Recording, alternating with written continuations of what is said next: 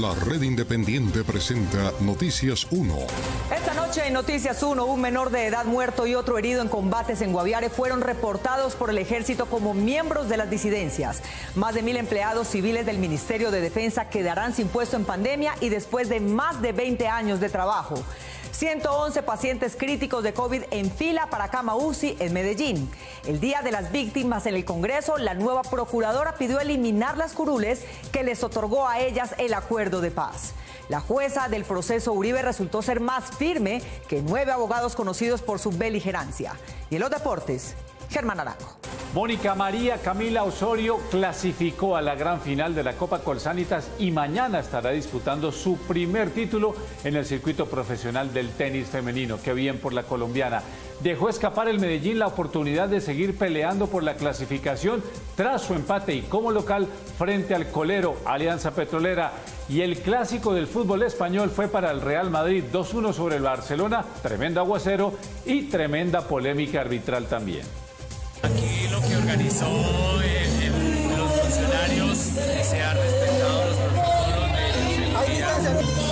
Aquí está, esta es la imagen del día, la fiesta con mariachis, torta de chocolate, abrazos y rumba que un diputado descubrió dentro del edificio de la Gobernación de Santander, que ayer estuvo cerrado para la atención al público, pero con todos sus funcionarios adentro. El diputado grabó la fiesta en todos sus ángulos, pero fue cuando le pidió respuestas al gobernador que lo declararon a él un aguafiestas y se fueron para sus casas. De esta historia hablaremos hoy. Por la prensa libre y el derecho que todos ustedes tienen a la verdad, yo soy la Red Independiente.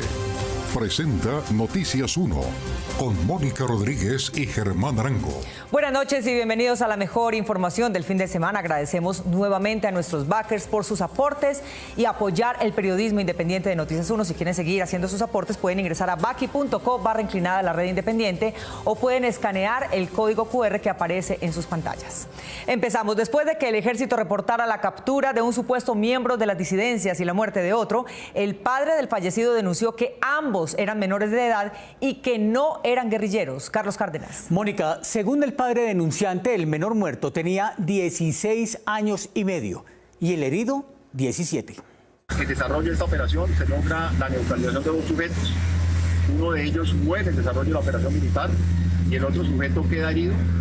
Y en el área donde se desarrolla la maniobra se le brindan los primeros auxilios a esta persona. Así informó el general Roger Gómez, comandante de la Fuerza de Despliegue Rápido número 1, los resultados de un combate sostenido, según dijo, en zona rural de San José del Guaviare el domingo pasado contra las disidencias de alias Gentil Duarte. La neutralización de los dos hombres se produjo en un combate de encuentro sostenido en el área general de la inspección de Puerto Cachicamo, zona rural del municipio de San José del Guaviare. El general Gómez señaló ese mismo día que los dos hombres respondían a los alias de Gillo y El Costeño y que ellos hacían parte de una comisión de finanzas de la agrupación armada. Denuncio estos hechos que el Estado me lo mató y me lo está haciendo pagar por un falso positivo. Pero este campesino de la región denunció que el presunto delincuente dado de baja por el ejército era su hijo, un menor de 16 años y medio.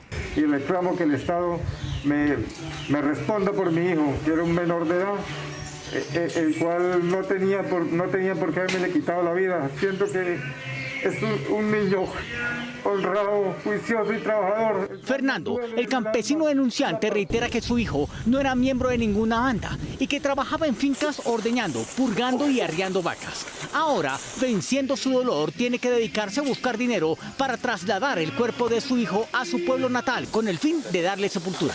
Me ayuden para ir a reclamar el cuerpo de mi hijo a la morgue de Villavicencio, el cual hasta ayer me dieron la noticia que en hechos confusos las fuerzas militares me lo mataron cerca de la jurisdicción de Cachicamo. Según esta tarjeta de identidad y registro civil de nacimiento, cuyas copias se encuentran en los archivos de Noticias 1, el hijo de Fernando nació en septiembre de 2004 y su identidad fue inscrita en San Vicente del Caguán 5 meses después. Por su parte, la madre del herido aseguró que el menor que se salvó de morir y quien tenía 17 años tampoco pertenecía a grupos ilegales. Que lo llevaron a la Macarena ya todo tiroteado. Que por ahí con otro muerto, que porque era mi hijo, era yo no sé qué, que lo están inculpando, que que él era un combatiente. No, él es un niño porque él es el que me ayuda a mí a trabajar, porque yo soy pobre. Ante estas informaciones, el general Roger Gómez indicó que estos hechos serán investigados por la Fiscalía. Los actos urgentes que fueron adelantados por la Policía Judicial con todos los elementos probatorios fueron puestos a disposición de la Fiscalía General de la Nación para que se adelante la correspondiente investigación. Las acciones en contra de la estructura de Gentil Duarte continuarán. Por ahora, queda la duda sobre si la muerte de un menor y las heridas causadas a otros corresponden a casos recientes de ejecuciones extrajudiciales o si por el contrario se confirma que se trata de unas víctimas de reclutamiento forzado. Con un argumento administrativo, el Ministerio de Defensa anunció el retiro de más de 1.000 empleados civiles de su sector, pese a que muchos de ellos llevan más de 20 años trabajando allí. 1.120 funcionarios civiles del Ministerio de Defensa se quedarán sin empleo. El argumento oficial es que no se inscribieron en una plataforma diseñada para presentarse a un concurso de conocimientos. Los empleados que serán despedidos ya fueron preavisados de la decisión de sacarlos de sus puestos, pese a que muchos llevan más de 20 años laborando para el sector. Este concurso es ilegal y tan improvisado que en la plataforma SIMO, en donde los funcionarios tenían que inscribirse para el cargo que llevan desempeñando tantos años, el SIMO no les permitió subir sus funciones. Entonces la inscripción ha sido todo un fiasco. 1.120 civiles al servicio del Ministerio de Defensa, Ejército Nacional solamente, estamos hablando de 1.120 solo de Ejército. Ahora, estamos hablando de un 62.7% de que ya están por fuera, porque ya no pueden hacer nada. El vocero de uno de los 7 sindicatos del Ministerio de Defensa llamó la atención sobre el hecho de que muchos empleados que quedarán en la calle están a punto de pensionarse o ya no pueden conseguir otro puesto por su edad. Dentro de esas personas hay personas que que pertenecen al retén social, que tienen discapacidades, que tienen mayores de 60 años. Sin embargo, Ejército lo que hace es, perdóname la expresión, aplastarlos, diciéndoles, si usted no quedó admitido, vaya buscando trabajo por otro lado. Estos representantes de al menos otros miles de funcionarios que también temen perder sus empleos, creen que tras el retiro masivo en esta etapa preelectoral hay intereses políticos. Yo pienso que sí que hay un plan futuro para las elecciones del próximo año. Nosotros mismos elegimos presidente, porque somos los únicos que votamos en las fuerzas militares. La gente no tiene ganas de votar o no tiene ningún interés, tengo que moverle la sábana políticamente para que la gente se mueva, y eso es lo que estamos viendo ahorita. Nos toca sacudir nuevamente al Congreso, al amigo senador, a la función pública, a la Comisión Nacional, a la presidencia. Nos toca ir a pedir los favores en plena época preelectoral. Las pruebas escritas programadas en este sector del Estado se iban a realizar mañana, pero fueron aplazadas por tutelas interpuestas y por la pandemia. En todo caso, pronto habrá más de 1.000 desempleados nuevos y seguramente sus puestos vacíos serán ocupados con rapidez. Aunque Bogotá, que durante toda la pandemia ha tenido los mayores números de infección, en este tercer pico hasta hoy va debajo de otras capitales en contagio, pero podría llegar al colapso de UCIs que no ha tenido en los anteriores brotes. Juan Fernando Barona. Mónica, con más de 300 muertos hoy, el tercer pico se muestra más severo que los anteriores, hasta el punto de que hoy 111 personas que necesitaban ventilación asistida en Medellín no habían podido recibirla. En medio del tercer pico de la pandemia en el país, hoy se reportaron 14.509 contagios y 325 muertes, mientras que hospitales y clínicas en regiones llegaron al límite de su capacidad en cuidados intensivos y se han declarado en colapso total. La situación a nivel nacional hasta ahora está empezando. Desde hace una semana, tanto Barranquilla y toda la parte del Valle de Aburrá están colapsados en su red hospitalaria. Antioquia es el departamento más crítico, hasta el punto que la Clínica Las Vegas y los hospitales Pablo Tobón y San Vicente Fundación se declararon en emergencia funcional. Las agremiaciones médicas del departamento manifestaron que hay pacientes de coronavirus que no han podido ingresar a la UCI porque no hay disponibilidad. En el día de ayer, 111 pacientes estaban esperando turno para unidades de cuidados intensivos, utilizando corredores, utilizando sitios de observación para intubar pacientes. El presidente de la Asociación Colombiana de Especialistas en Medicina de Urgencias y Emergencias, Fabián Rosas, aseguró que la próxima semana otras ciudades podrían tener su red hospitalaria en colapso. Bogotá, que está en aumento, igual que Cali, que también está en aumento, pues ya son como que los siguientes en la lista en que vayan a tener un colapso de su red hospitalaria. Según Rosas, el colapso en la red hospitalaria en estas regiones es inminente debido, entre otras cosas, a que el gobierno nacional y los locales no tomaron medidas suficientes para Semana Santa. Están más o menos pasando por ese periodo de incubación del virus de 2 semanas inicialmente, de 10 días desde el inicio de los síntomas, que es cuando es el pico de mayor severidad de los síntomas, que les vamos a ver la próxima semana. Y manifestó que el personal de salud no da abasto para atender la cantidad de personas que día a día están llegando a los hospitales. Están mamados. ¿Sí? El personal de salud está cansado tanto física como emocionalmente. Las agremiaciones médicas del país aseguraron que es necesario que el Ministerio de Salud tome el control de todas las unidades de cuidados intensivos para que se puedan trasladar entre ciudades a pacientes con COVID en busca de zonas con menos contagios. Aunque Bogotá aún espera el pico de los contagios por la temporada de Semana Santa, hoy cumplió con su cuarentena. A pesar de las pocas ganas de confinarse que se vieron en la mañana, a esta hora la ciudad está tan sola como hace un año cuando apenas iniciaba la cuarentena. A pesar del anuncio de una cuarentena general en la ciudad que inició a las 0 horas del día de hoy en busca de evitar un colapso en el sistema de salud, las imágenes que se vieron en horas de la mañana en la ciudad fueron de personas en un día sin aislamiento. Algunos salieron para hacer ejercicio por las ciclorrutas porque los parques distritales y la ciclovía de mañana domingo no están habilitadas, mientras otros se abastecieron de alimentos, pues la cuarentena general terminará la próxima semana. Mientras en las estaciones de Transmilenio, quienes tuvieron que movilizarse hicieron uso del transporte público. En horas de la tarde la situación mejoró. Son las 4 de la tarde de hoy sábado y esta es la situación de movilidad en la avenida NQS, una de las más importantes de la ciudad de Bogotá. En las calles vacías reinaban los domiciliarios y los trancones típicos de los sábados hoy no estaban. Los restaurantes solo atendían domicilios, los parques estaban solos y quienes se veían por las calles estaban paseando a sus mascotas. La medida, que regirá hasta el próximo martes 13 de abril a las 4 de la mañana, no incluye a quienes tengan que vacunarse. Algunas de las restricciones son el pico y cédula para abastecimiento en supermercados, trámites bancarios y notariales, prohibida la venta de alcohol en sitios públicos y plan candado en las vías de Cundinamarca. El martes se evaluará la situación y se conocerán las nuevas medidas para la contención de la tercera ola de contagio. Bogotá inició su estrategia de pruebas masivas para detectar el mayor número posible de casos en este tercer pico de la pandemia y organizó el primer grupo de rastreadores de contagio para cerrar el paso a su expansión. Quedarnos en casa estos 3 días, interactuar menos, salir menos, vernos con menos personas.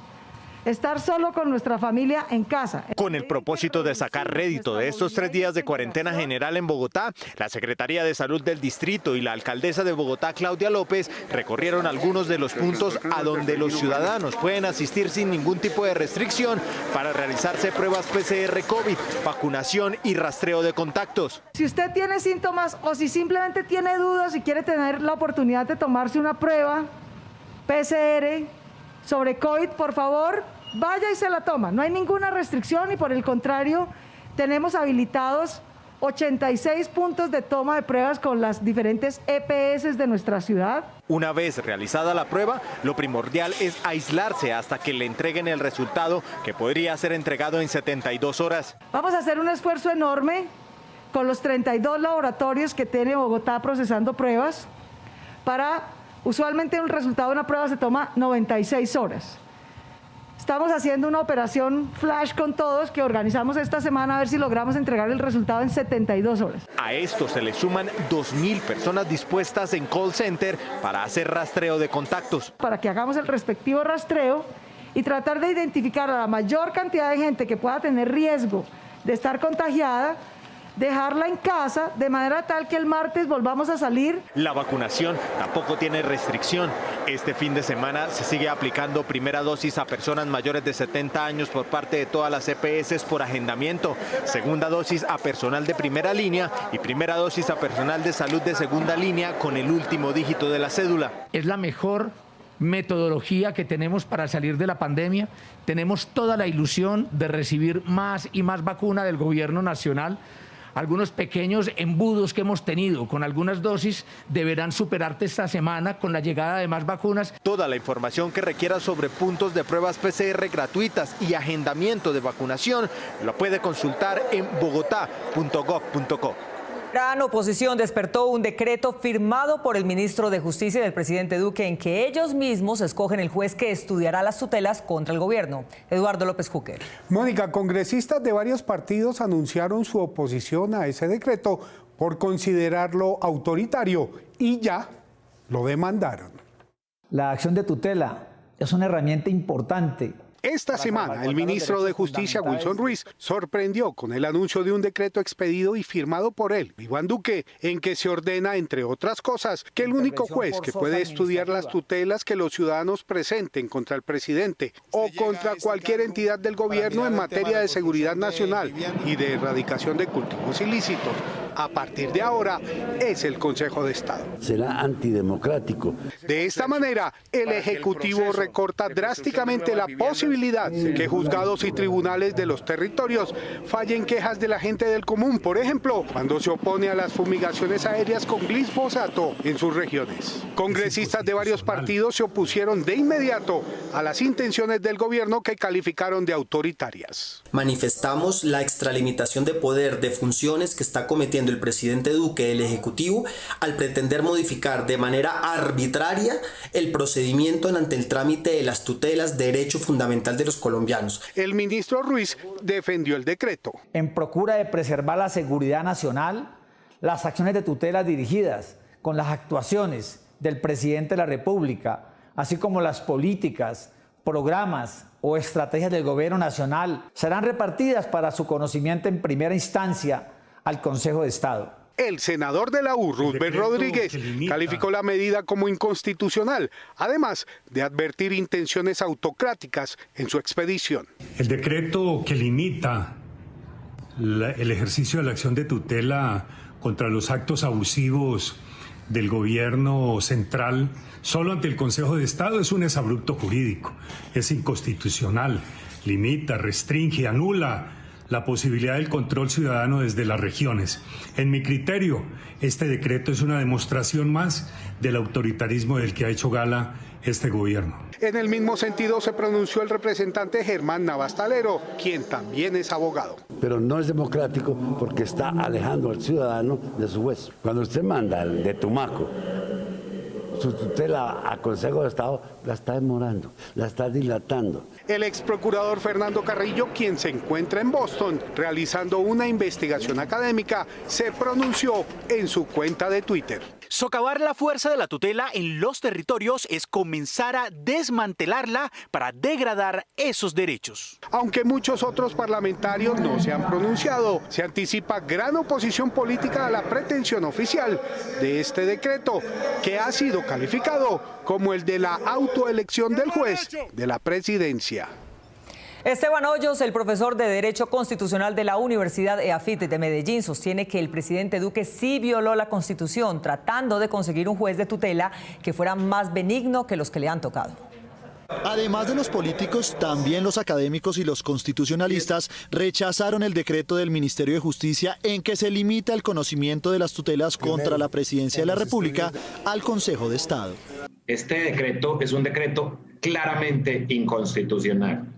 Y es un decreto inconstitucional porque el presidente está escogiendo a su propio juez, al juez que habrá de decidir sobre las vulneraciones de derechos fundamentales. Esteban Hoyos, profesor de Derecho Constitucional de la Universidad EAFIT de Antioquia, recordó que al gobierno Duque no le ha ido bien con los jueces constitucionales, por lo que ahora quiere evitarlos con este decreto. En varias decisiones de tutela, los jueces constitucionales en Colombia han señalado que el gobierno ha desconocido derechos fundamentales. Recuérdese casos como el del derecho a la protesta, los casos de erradicación de cultivos ilícitos, el caso de la rebelión de las canas. Uno de los argumentos del ministerio para expedir este decreto es la desconcentración de los casos de tutelas que suelen ser muy numerosos. En la motivación se habla de desconcentración judicial cuando el decreto está haciendo todo lo contrario, concentrando en una única corte el conocimiento de las acciones de tutela. Criticó al gobierno por excluir a la Corte Suprema del conocimiento de las tutelas, siendo este alto tribunal uno de los más calificados en el tema. Pero la única alta corte que le sirve al gobierno para conocer de las acciones de tutela en su contra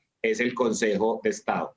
¿Acaso el gobierno le teme a la independencia, por ejemplo, de la Corte Suprema de Justicia? El profesor Hoyos manifestó que esta norma es gemela de la propuesta del expresidente Uribe de tener una sola corte.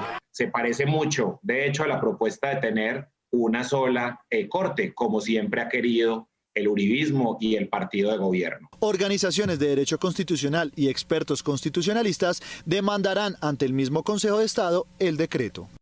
Si un contribuyente gana más de 10 millones de pesos por mes, el gobierno se quedará con 1 millón mensual de su salario a partir de julio próximo a manera de adelanto para su pago del impuesto de renta en 2022. Juliana Ramírez. Mónica, aunque el gobierno aún mantiene en absoluto secreto el proyecto de nuevos impuestos, el ministro Carrasquilla mencionó en un foro público, pero los economistas advierten que todavía no hay nada dentro del proyecto y nada es definitivo. Los colombianos llevan más de 2 meses especulando dónde se impondrán más impuestos en la tercera reforma tributaria del gobierno Duque.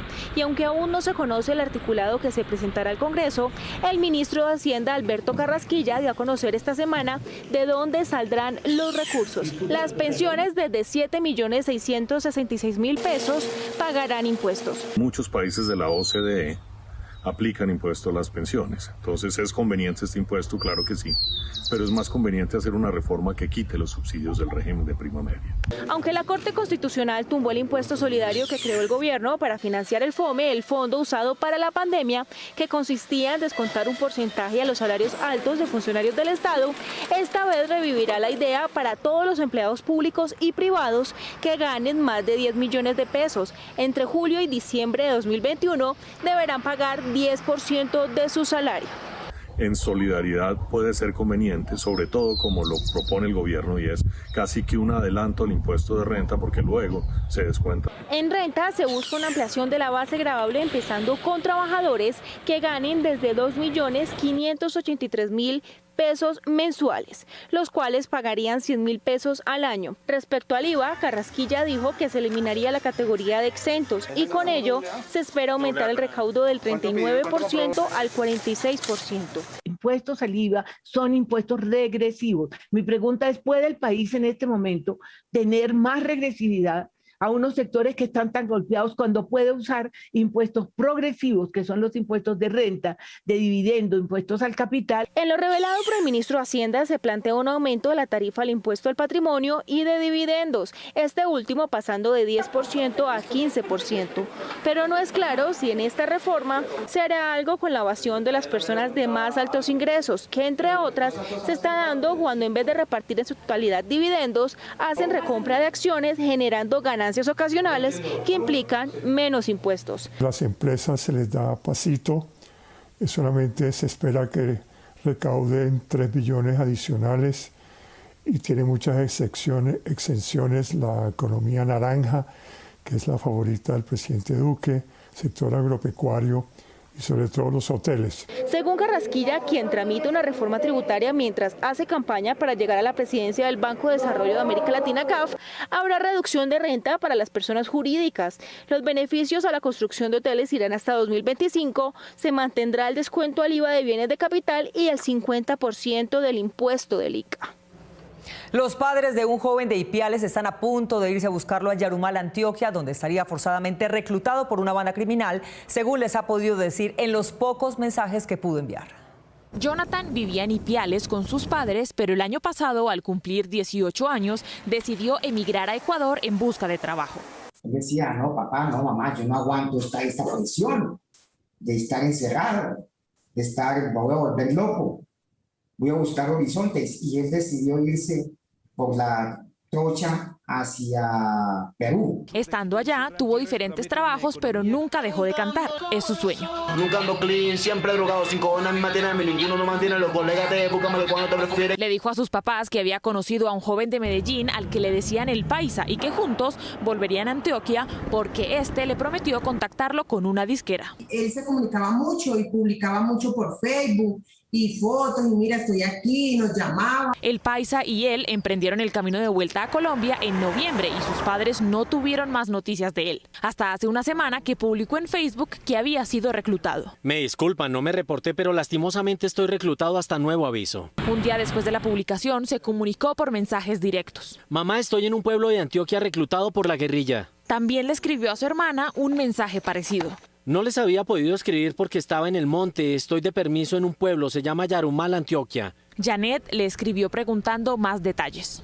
Y llego yo y le digo, pero usted no ha escuchado, ¿quién lo tiene? ¿Qué fuerza ha usted escuchado algo hablar? Y él dijo que es la Fuerza Armada, la guerrilla. Él contestó 2 días después. No me han dado información, solo dicen Fuerzas Armadas de Colombia. Los mensajes fueron enviados hace 6 días y sus padres creen que logró conseguir un celular para contactarlos, pero aún no hay más información de él. Yo en medio de mi desespero dije, yo soy capaz de irme a Yarumal a buscarlo, pero sería dar palos de ciego. Los padres reclaman que su hijo no fue hecho para la guerra y que esperan poder pronto hablar con él y que lo liberen. La apreciación de América Latina para levantar niños está mejorando, lo que indican los indicadores.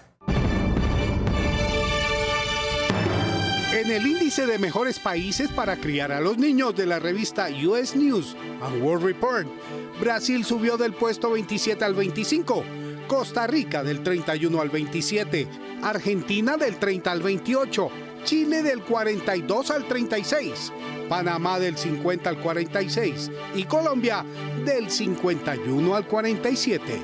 Esto indica que los niños están mejor con los vecinos. Esto es lo que indican los indicadores.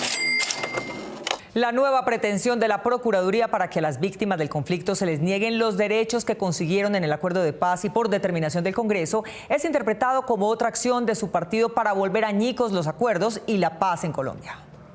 Con un rosario de quejas y peticiones, además de dificultades de conexión, las víctimas del conflicto armado acudieron a la sesión virtual del Congreso en pleno de cada 9 de abril para celebrar su Día Nacional. ¿Qué queremos nosotros? Que la unidad de víctimas escuche a las víctimas, que repare a las víctimas. Las víctimas de Colombia reclamamos por resultados.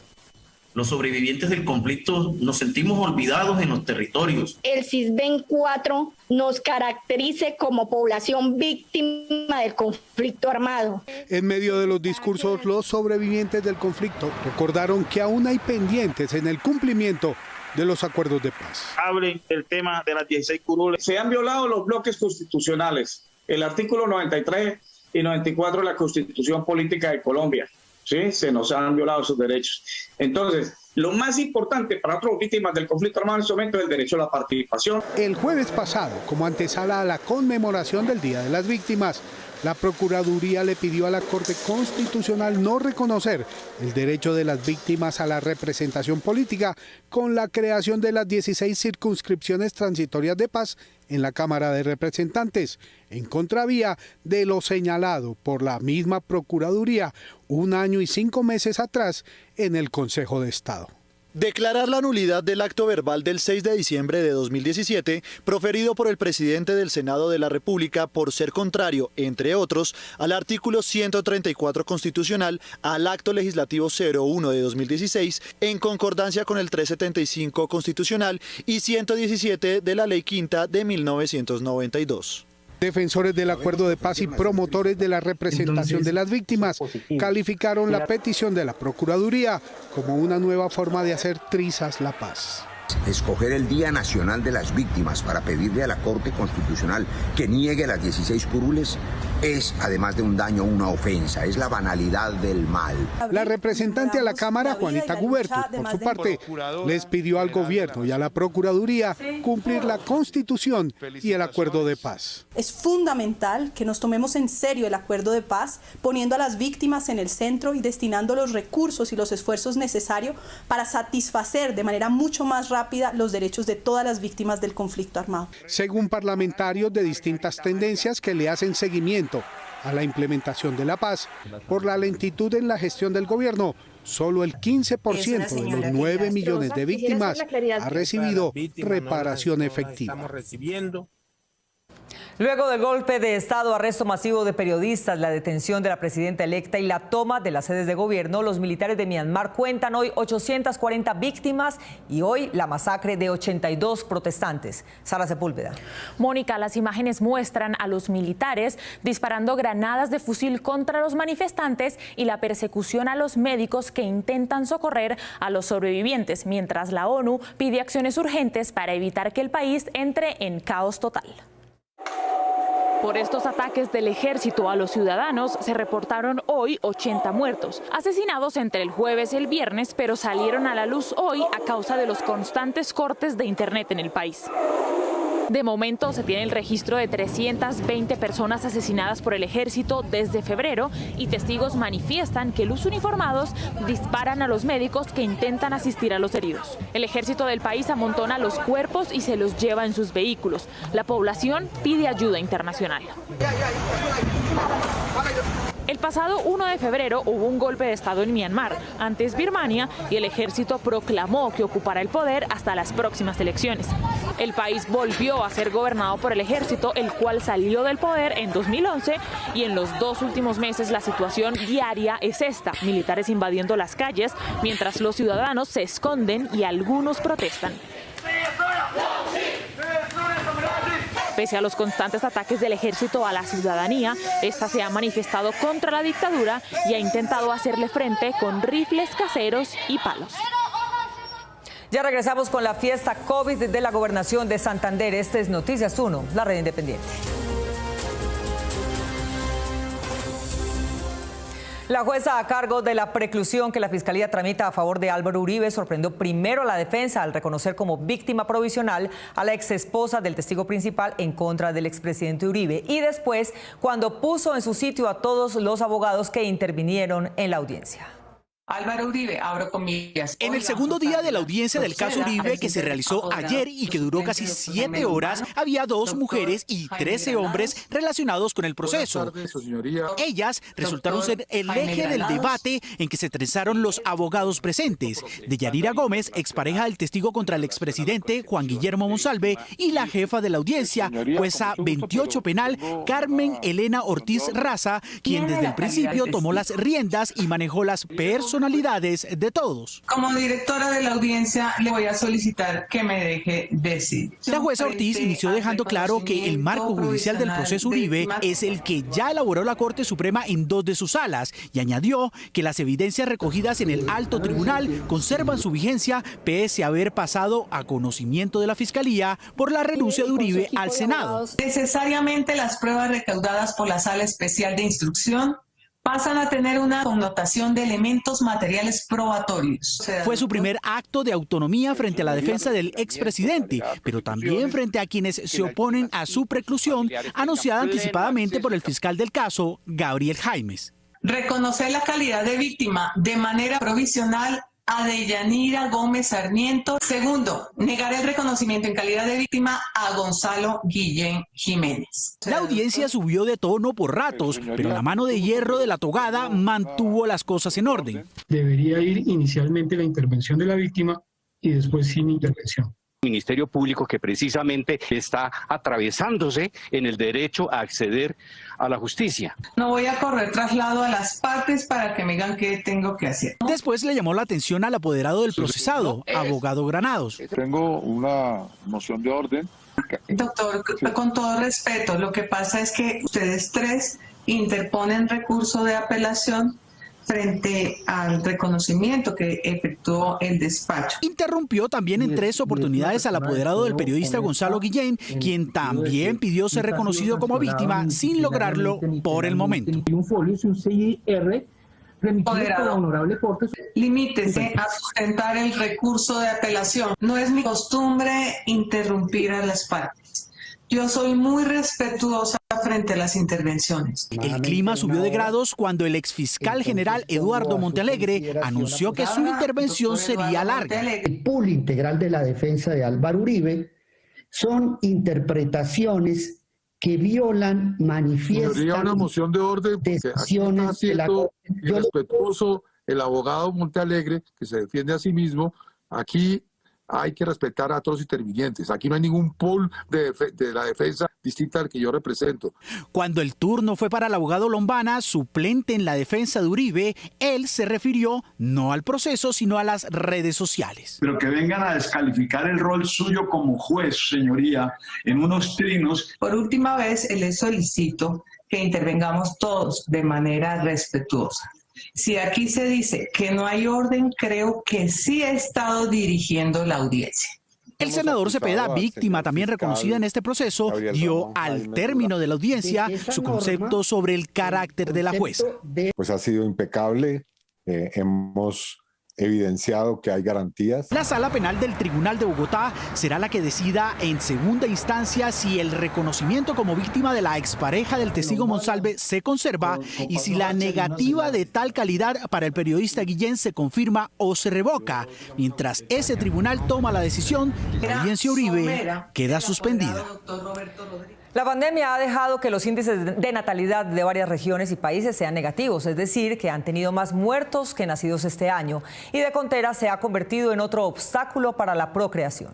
Cada vez más parejas postergan la edad para volverse padres, ya sea por la falta de estabilidad, el miedo o en estos tiempos por la incertidumbre que trajo consigo la pandemia. Aunque con el paso del tiempo cada generación ha cambiado la forma de ser padres, el reto de hacerlo es no fallar en el intento. Ese rol de padres ingresó con un total desconocimiento de qué hacer. Si antes de la pandemia había muchas falencias en nosotros como padres, en nuestro rol de padre, puedes tú inferir, sin necesidad de mucha ciencia, el reto de la pandemia, cómo habrá representado en el rol de padres ciertos y determinados cambios. Cambios que en tiempos de confinamiento y virtualidad han logrado que los roles ya no sean solo los de ser padres y hayan tenido que desempeñar otras labores, un verdadero reto de crianza. El rol de profesor, el rol de papá, el rol de mamá, el rol de hermano, y una cantidad de roles, oficios, que en conjunto contesta la pregunta de si hubo un cambio en nuestro rol de papás durante el 2020 y sigue habiéndolo. Aunque no exista fórmula para ser mejores padres, la respuesta de los especialistas que son consultados por papás en busca de la perfección es una respuesta concreta. Si yo quiero ser un buen padre, tengo que aprender de mi hijo. Yo tengo el mejor profesor en la casa para ser padre, para ser buen padre. Y se llama mi hijo. Todos quieren que los hijos sean una versión mejorada de sus papás, pero tenga en cuenta que el simple hecho de nacer por genética ya son una versión más avanzada y mejor dotado que sus padres. Esto es el 50%. El otro 50% es el tipo de enseñanza que ustedes le transmitan a su hijo. Mientras los santanderianos aplazaron sus reuniones y celebraciones de Semana Santa, los funcionarios de la gobernación organizaron una fiesta sin distanciamiento, pero con policías que podían ver el incumplimiento de las normas sanitarias, pero que tampoco actuaron frente a esta situación. ¿Qué tal esto? Queremos hacerle esa invitación muy respetuosa para que nos cuidemos, para que mantengamos el aislamiento, para que implementemos todos los protocolos de bioseguridad y que evitemos que se incrementen los contagios. 72 horas después de este anuncio del gobernador Mauricio Aguilar de Santander, en donde hay reportados oficialmente 95.621 contagiados con COVID-19 y 3.500 fallecidos por el virus, el diputado del Partido Verde, Luis Ferley Sierra, publicó este video grabado por él mismo, en el que consta que decenas de funcionarios públicos están aglomerados alrededor de la plazoleta del edificio de la gobernación, mientras escuchan una serenata con mariachis. La grabación se realizó ayer viernes, día laboral, cuando se celebraba el cumpleaños de Aguilar, hijo del parapolítico Hugo Aguilar, condenado a 9 años de cárcel por concierto para delinquir al lado de grupos paramilitares. Todo está cerrado en este momento, las oficinas y absolutamente todo. El diputado Sierra encontró el motivo del cese de trabajo.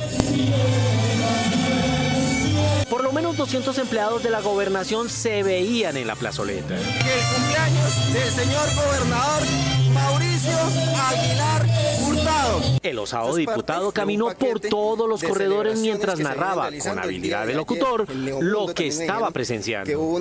No hagan aglomeraciones. no hagan procesiones en Semana Santa, dijeron los gobernantes de este departamento. Míralos, acá están celebrando, ni más ni menos con mariachis. Esta torta con 45 velas y con el nombre del gobernador adornado en chocolate era el punto de atracción mientras el gobernador Aguilar disfrutaba de su fiesta y sus subalternos se tomaban fotos con él. A nadie le están sacando multas, aquí veo policías y a nadie le están sacando multas. Es que la multa solamente son para los de Ruana. Cuando la presencia del diputado Sierra, conocido por su estilo de denuncia, fue evidente para todos, la fiesta se acabó, pero antes tuvo una confrontación verbal con el gobernador. Señor gobernador, aquí pues comentándole a la gente que no están respetando los protocolos de bioseguridad. ¿Qué le podemos decir a la gente respecto a este? Aquí lo que organizó los funcionarios se ha respetado los protocolos. Ahí ustedes están a 2 metros de distancia, aquí hay 2 metros de distancia la gente. Los funcionarios, molestos por haber sido grabados con las manos en la masa, es decir, fuera de sus oficinas y tareas, empezaron a confrontar al diputado y a abuchearlo para que se fuera. Pongan tapabocas. Nosotros somos animales, nosotros somos sensibles, somos seres humanos. Sí. El diputado Sierra contestó con la lógica popular. Y la gente que está allá afuera sin trabajo, a los cuales les han cerrado los negocios, también están sensibles porque a ellos les han puesto multas y aquí a nadie le van a poner multa. Y vamos a mirar. Usted mucho molestar por todos lados. Aunque Mauricio Aguilar negó la fiesta y sus funcionarios dijeron que se trataba de una misa que se celebra todos los viernes, según el diputado del Partido Verde, hoy continuaban los agasajos para el gobernador. La anatomía de la tortuga no le permite girar sobre sí misma, de manera que solamente con la ayuda de un amigo puede superar una mala posición. Hermano mío, yo necesito de tu cariño, de tu amor. Hermano mío, siempre es bonito saber que alguien ora por ti. Tú necesitas de mí, yo necesito de ti, y estando juntos no podremos desmayar. Si tú me ayudas a mí, yo te ayudo a ti, será más fácil en la vida. Nos vemos en las redes sociales y mañana domingo a las 8 de la noche aquí en Cable Noticias con las mejores noticias del fin de semana. A ustedes, como siempre, gracias por elegir la independencia. Feliz noche.